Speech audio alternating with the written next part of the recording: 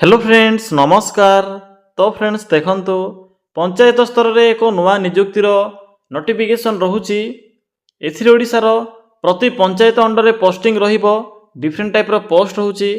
जदि आपण माने अष्टम दशम किंबा प्लस 2 कंप्लीट करथिले भी एही पोस्ट रा आवेदन करि परिबे। एथि पई कोनोसी प्रकार परीक्षा नाही, केवल आपणकर मैट्रिक प्लस 2 और ग्रेजुएशन रो मार्क अनुसार एथिरे सिलेक्शन करा जिवो। जदि भी सिलेक्शन पाउछंती तो 20 रु 30 हजार पर्यंत आपण के स्टार्टिंग सैलरी देखा मिलिबो बा दरमा देखा मिलिबो।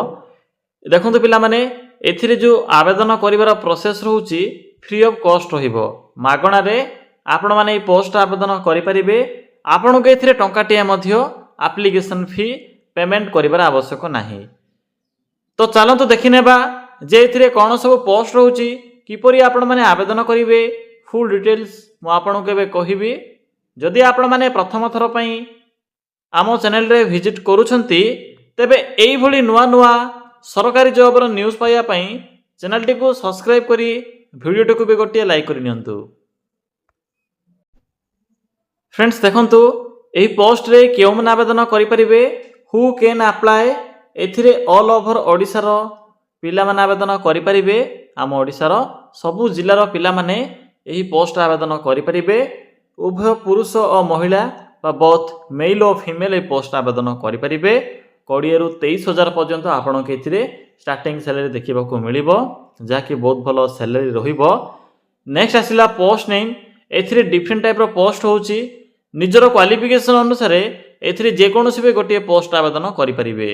एथिरे काउंसिलर सॉरी फ्रेंड्स देखो ये काउंसिलर या सहित coordinator, house mother, house father, paramedical staff या सहित accountant, educator, cook, night watchman या सहित हाउसकीपर एवं या सहित अन्य मैनेजर भली डिफरेंट टाइप रो पोस्ट में वैकेंसी रहुची। हेल्पर, फियोन ए भाया भाव ग्रुप डी पोस्ट में वैकेंसी रहिबो। तो निजर योग्यता अनुसार जेकोसी पोस्ट रे भी आवेदन करि परिबे। ए सब जो पोस्ट होची एथिरे आवेदन करिवार मिनिमम क्वालिफिकेशन रहउची 8th पास। 8th पास करथिले आपण माने एथिरे चौकीदार, हेल्पर, रसैया ए भली पोस्ट आवेदन करि परिबे। बाकी मैट्रिक एंड प्लस 3 पास पय मध्ये पोस्ट रहिबो। नेक्स्ट आसिला एप्लीकेशन फी। एथिरे नो एप्लीकेशन फी रहउची। आपण के एथिरे टंकाटिए भी एप्लीकेशन फी पेमेंट करिवार आवश्यक नाही।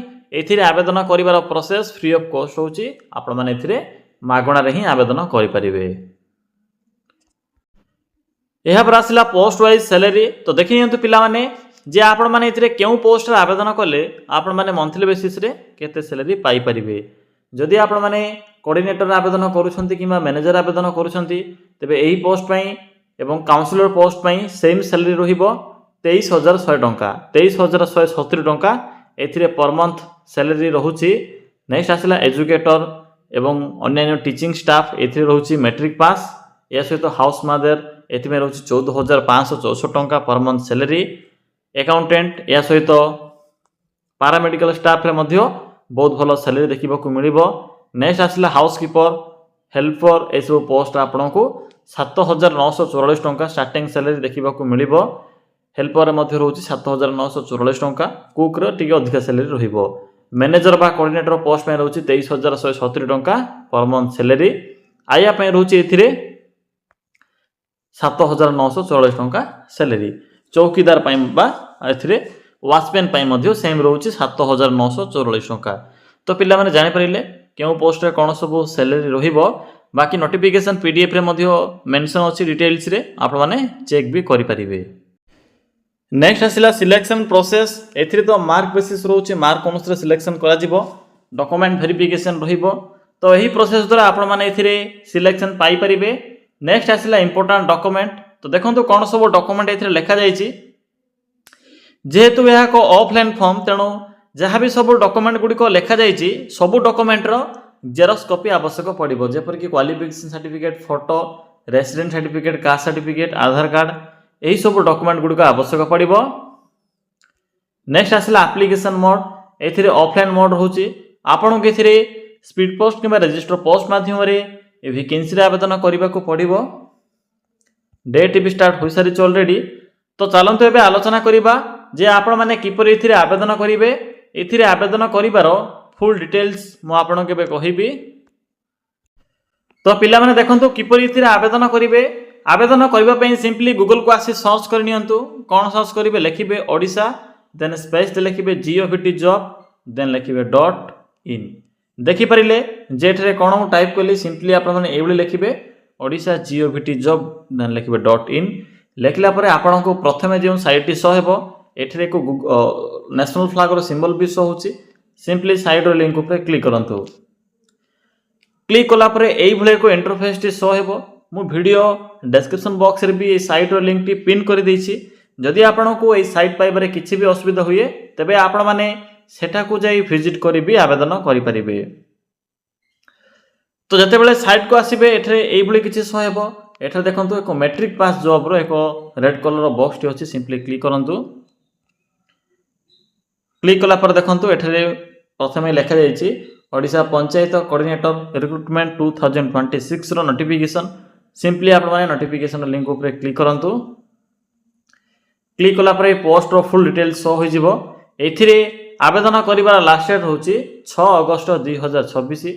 6 अगस्त 2026 पूर्व रे पोस्ट आवेदन करि परिबे। बाकी आपण माने आवेदन करिवा पई साइट रो शेष को आसीबे। शेष को आसिले एठरे इंपोर्टेंट लिंक शो होची पीडीएफ लिंक अछि। सिंपली पीडीएफ लिंक ऊपर क्लिक करंतु। पिला माने देखंतु नोटिफिकेशन पीडीएफ लिंक ऊपर क्लिक कला पर एई भली एक पीडीएफ टी ओपन होई जिवो।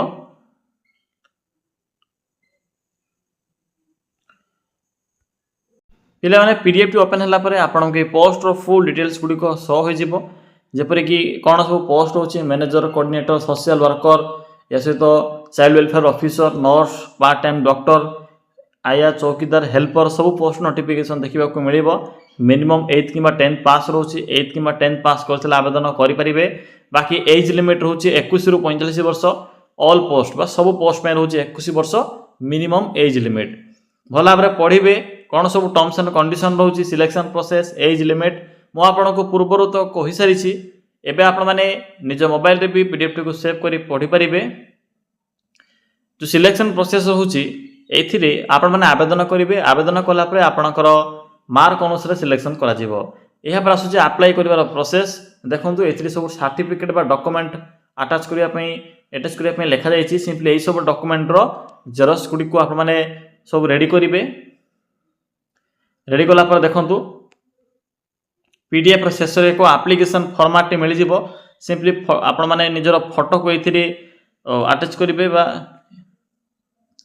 फोटो अटैच कला परे केउ पोस्ट आवेदन करिया पई चाहउछन्ती से पोस्ट पाखरे एक राइट चिन्ह क्लिक करिवे पेन रे। या परे आपणकर पर्सनल इन्फॉर्मेशन गुडी को फिल अप करिवे। जहा भी सब एथिरे मेंशन अछि डिक्लेरेशन भी फिल अप करिवे।